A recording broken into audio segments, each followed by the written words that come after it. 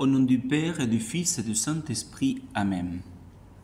L'un des sujets de l'évangile de ce dimanche est la prière, dont nous allons parler. La prière est nécessaire parce qu'elle est un précepte naturel, divin et en même temps un précepte de l'Église.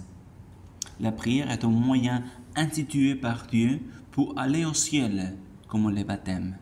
Dieu veut que nous demandions la grâce de la persévérance dans la foi, dans la vocation, dans la persévérance finale.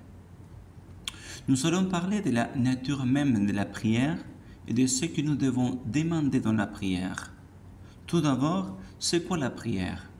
Il existe une distinction entre la prière et l'oraison, en sens de la contemplation de la lectio divina. En effet, le mot oraison est souvent utilisé pour désigner la méditation ou une prière plus contemplative. Mais étymologiquement parlant, le mot oraison signifie supplication, demande, requête. Oraison vient du mot latin os et ratio. Os oris, ça signifie la bouche, et ratio, c'est la raison. C'est-à-dire les idées que nous disons avec nos lèvres, les demandes exprimées par nos lèvres guidées par la raison. Une autre question, c'est celle-là. Est-ce que nous pouvons prier? Est-ce que nous avons la force pour prier? Maintenant, nous devons faire la différence entre les activités que nous pouvons faire et celles que nous pouvons faire, mais avec l'aide de quelqu'un d'autre. Il y a des activités naturelles que nous pouvons faire nous-mêmes, marcher, se lever, parler, etc. Il y a des activités naturelles que nous ne pouvons pas faire nous-mêmes, comme la santé, la paix, dans notre vie, dans notre famille. Cela ne dépend pas seulement de nous. Il y a des activités surnaturelles que c'est impossible à réaliser pour nous-mêmes tout seuls, sans l'aide surnaturelle de Dieu, la grâce.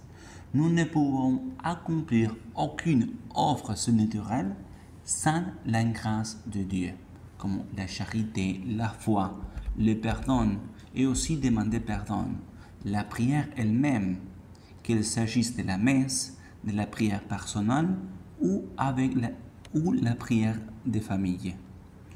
Nous avons besoin de deux types de grâce. Une avant l'action, avant l'œuvre surnaturelle qui nous pousse, qui nous encourage à faire l'œuvre, et une autre pendant l'œuvre elle-même qui nous conduise pendant l'agir de l'œuvre surnaturelle. Par exemple, un stylo ne peut pas écrire une lettre d'amour, mais une personne qui aime prend le stylo et le stylo peut écrire une lettre d'amour. Pour que l'homme puisse aimer, il faut qu'il soit poussé par Dieu, qui est amour, comme dit Saint Jean. Et pendant l'œuvre de charité, il faut qu'il soit aidé par Dieu. Et aussi qu'il soit docile à cette grâce. La même chose pour la prière. Nous avons besoin d'une grâce avant de prier et pendant la prière pour que Dieu nous aide à prier. En fait, la prière, c'est une œuvre surnaturelle. Finalement, qu'est-ce que nous devons demander dans la prière? Il y a des biens matériels que nous devons demander dans la prière, le pain quotidien, le travail, mais il y a des biens spirituels que nous devons toujours demander dans la prière. Pour parler de ça, nous allons revenir au texte de l'Évangile et de son contexte. La première phrase de l'Évangile dit « En ce temps-là, Jésus regagnait en barque l'autre rive. » Jésus venait de faire deux miracles. Il avait chassé le démon d'un homme et puis il avait calmé la tempête sur la mer. Et voilà qu'il arrive sur l'autre rive. Puis la guérison de la femme, une femme qui avait perdu du sang depuis 12 ans, ayant appris ce que disait de Jésus, vint pour derrière dans la foule et touchant son vêtement. Elle se disait en effet, si je parviens à toucher seulement son vêtement, je serai sauvée. et finalement la résurrection de la fille de Jaïr. Un des chefs des synagogues, nommé Jaïr, voyant Jésus, il tomba à ses pieds et le supplie. Instamment, ma fille, encore si jeune et à la dernière extrémité, vienne lui imposer les mains pour qu'elle soit sauvée et qu'elle vive. Chacun de ces 4 miracles, on peut voir des signes d'une demande spirituelle que nous devons formuler dans nos prières. Tout d'abord, l'expulsion des démons.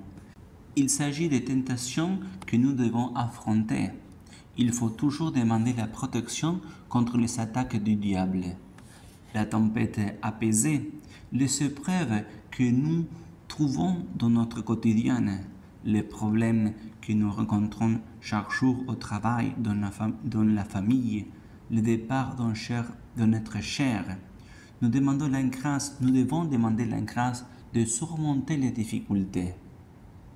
La guérison de la femme, ça a relation avec les maladies spirituelles que nous pouvons avoir. Attachement à l'argent, attachement aux choses matérielles, aux personnes, le jugement, etc. La résurrection de la fille de Jaïr. Tant que nous sommes dans cette vie, nous pouvons perdre notre âme, nous pouvons être condamnés. C'est la conséquence du péché mortel. C'est pourquoi nous devons toujours demander au Christ de nous protéger de tout péché et de nous donner la persévérance dans la grâce et la persévérance finale. Nous demandons la grâce de mieux connaître qu'est-ce que c'est la prière. La grâce de prière toujours. Demander la grâce d'être fort en face à la tribulation.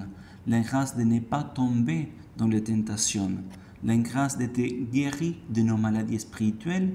Et si nous avons péché à cause de notre faiblesse, la grâce de nous approcher de la miséricorde divine. Au nom du Père et du Fils et du Saint-Esprit. Amen.